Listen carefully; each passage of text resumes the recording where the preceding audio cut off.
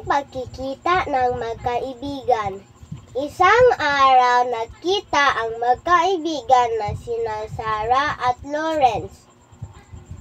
Dahil matagal na sila hindi nakikita, sila nagkwentuhan.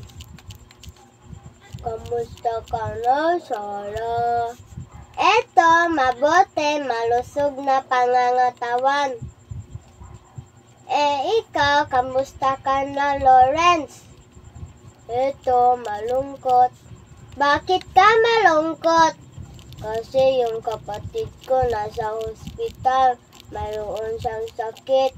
Naawa-awa nga ako Pati si mama at papa ko malungkot din. Ganun ba? Malungkot na kung ganun. Ikalulungkot ko malaman yan. Oo nga mahirap magkasakit sa pamilya.